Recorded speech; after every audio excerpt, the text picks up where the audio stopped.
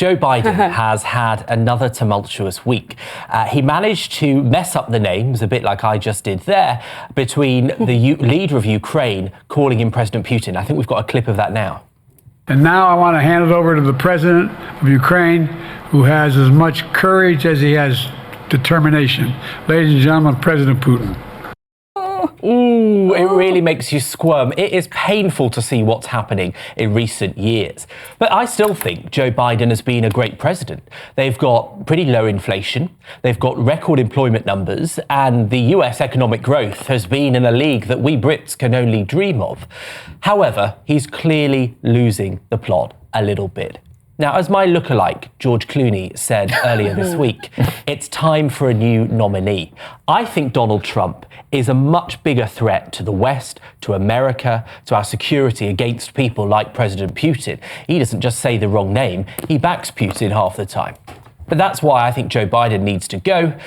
And actually, I think Donald Trump, if the Republicans had any self-respect, they'd get rid of him too, because they're both past it.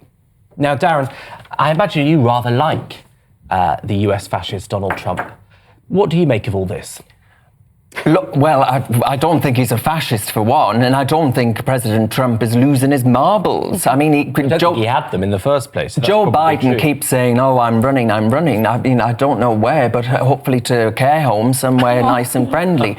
Because look, I'm unlike you, Benjamin. I do not have a problem with old people, right? I quite like old people. I think they're wise, and we ought to respect them more. But I don't think we ought to make some of them president of the United States of America. I think he's clearly not up to it. I think President Trump is more with it. I think President Trump, by the way, is playing a blinder right now. Guess why?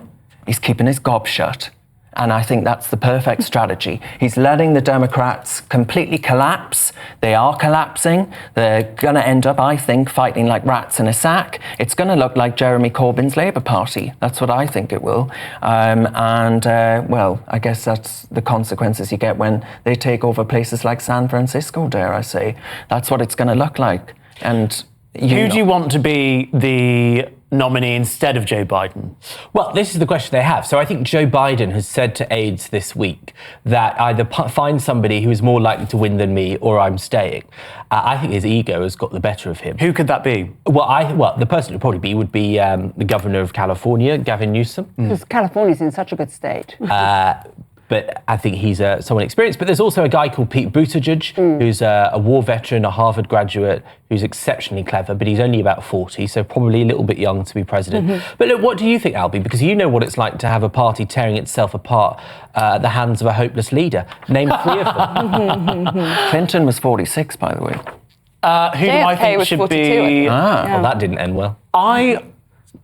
Kamala Harris, is that how you pronounce it? I always find her quite an interesting character. She, I think, has become a little bit more presidential since Joe Biden's been having all of his trouble, but she seems to be quite unpopular with the American public. It does just seem a shame that Joe Biden essentially said he wanted to be a bridge president when he became the president of the United States, or a bridge leader, something like that. A bridge to the future. Where's that bridge going? I mean, the bridge is about to collapse. And it doesn't seem to be that there's anything on the other side. Joe seems to think he's the saviour now, doesn't he? He seems to think he's the only Or does Jill?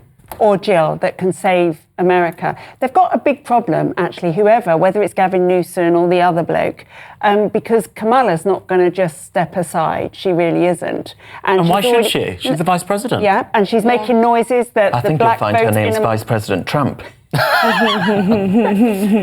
She's making noises that the black vote in America would be very disappointed if a white guy was, put in there. So I think they've got big problems, whichever way they go.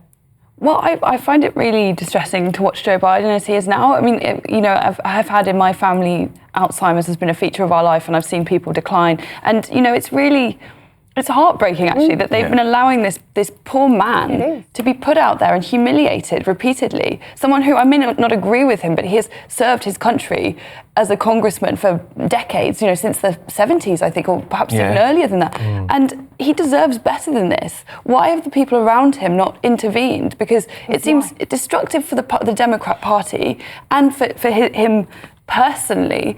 And I also think that Benjamin talked about what a successful president he's been. It's really hard to say that he's been successful when we actually have no idea who is running the country. it's because it ain't Joe Biden. He's not capable of that. It's very obvious. Just put in context how long he's been around, there is a brilliant black and white photograph of leader of the opposition, Margaret Thatcher, meeting Congressman Joe Biden. Oh, yeah. That's how long he's been I heard a involved. wonderful fact on this bit. Very I think briefly. he's currently, I think the year that he was born, it was closer to one of Lincoln's inauguration speeches than the last one he did. Oh my word.